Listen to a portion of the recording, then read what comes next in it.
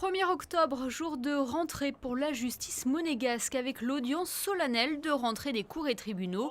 Une audience qui aura tout d'abord été précédée de la messe du Saint-Esprit célébrée par l'archevêque de Monaco, Monseigneur Barcy, en la cathédrale et en présence notamment de son Altesse Sérénissime le Prince Albert II.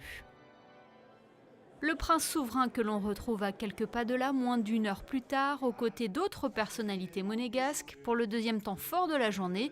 L'audience solennelle des cours et tribunaux au palais de justice a été ouverte par le premier président de la cour d'appel, Brigitte Grinda-Gambarini. Après avoir fait un tour d'horizon de l'année judiciaire écoulée, cette audience aura été marquée par l'installation officielle de Sylvie Petit-Leclerc à la tête du parquet général. J'ai beaucoup apprécié la solennité de cette audience, de ces deux audiences, je devrais dire, et aussi la participation d'un acteur de la vie judiciaire qui vient présenter sa vision des choses sur un thème particulier. Je trouve ça éminemment intéressant.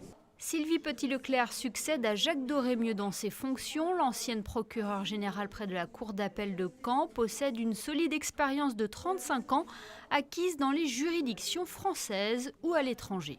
Je considère que cette nomination à Monaco constitue un défi, un véritable enjeu, et sans doute le dernier compte tenu maintenant de mon âge, mais qu'il ne s'agira pas pour moi d'être magistrat français à l'étranger pour défendre les intérêts de la France et pour faciliter la coopération judiciaire au profit de mes collègues français, juges d'instruction ou magistrats du parquet, mais je suis désormais monégasque, en tout cas je travaille pour la justice monégasque, donc je ne suis plus française et je dois travailler pour une autre justice dont je constate, c'était évoqué tout à l'heure, qu'en réalité elle n'est pas très éloignée de la justice française, mais tout de même je devrais veiller justement à ne pas faire d'amalgame entre les codes français, les dispositions des codes français et les dispositions du code monégasque. Deux autres magistrats ont également pris leurs fonctions ce lundi. Françoise Barbier-Chassaing, nouvelle présidente du tribunal de première instance, et Françoise Caracha,